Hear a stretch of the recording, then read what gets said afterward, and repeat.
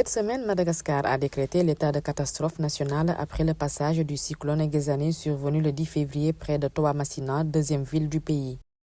Cette nouvelle tempête est intervenue seulement 10 jours après le cyclone Fitia qui avait frappé la région de Boéni au nord-ouest de l'île. Selon le PAM, le Programme alimentaire mondial, les besoins humanitaires sont immenses, mais les ressources financières font défaut. L'agence onusienne indique que sa capacité d'intervention est fortement limitée en raison de la baisse des financements et de l'absence de stock alimentaire au-delà d'une première réponse d'urgence. Le PAM a besoin en urgence de $50 000 pour prépositionner une vingtaine de tonnes de biscuits enrichis en prévision d'éventuelles nouvelles tempêtes. Plus largement, l'agence fait face à un déficit de $18,3 millions pour ses opérations d'urgence dans les 6 prochains mois. Le procureur de la République près le tribunal de grande instance hors classe de Dakar, Ibrahima Ndoye, a affirmé cette semaine lors d'un point de presse que l'enquête sur la mort de l'étudiant Abdoulaye Ba, survenue le 9 février à l'université Cheikh Anta Diop de Dakar, n'a relevé aucune preuve de violence exercée sur la victime. Les conclusions de l'autopsie, combinées aux témoignages recueillis et à l'analyse des images, ont permis, selon le parquet, de retenir une thèse irréfutable à ce stade. Les éléments d'enquête disponibles ne permettent pas de corroborer l'hypothèse selon laquelle des violences ont été exercées sur la personne d'Abdoulaye Ba, a insisté le procureur. Le rapport du médecin légiste indique que le décès résulte d'un choc traumatique lié à une chute.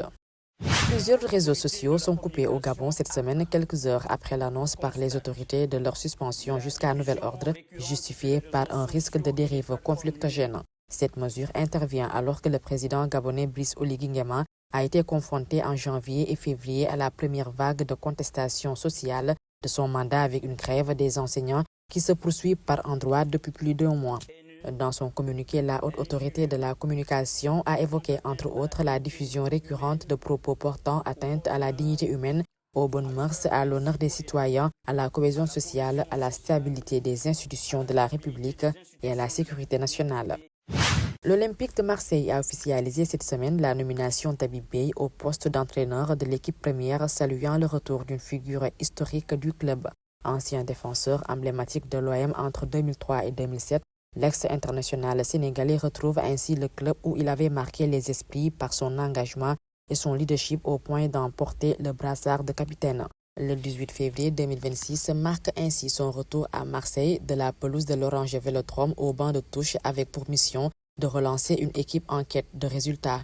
Habib Beye devient ainsi l'un des rares techniciens sénégalais à diriger un club de premier plan en Europe dans la continuité d'un parcours marqué par le travail, l'exigence et le leadership.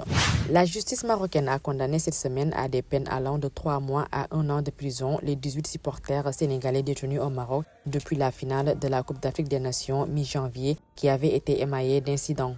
Les prévenus étaient poursuivis devant le tribunal de Rabat pour hooliganisme, accusations incluant des actes de violence, notamment contre les forces de l'ordre, dégradation d'équipements sportifs, invasion de la pelouse et jet de projectiles. 9 d'entre eux ont été condamnés à 1 an de prison assortie d'une amende de 5 000 dirhams, 6 autres à 6 mois et 2 000 dirhams d'amende et les 3 derniers à 3 mois et à une amende de 1 000 dirhams.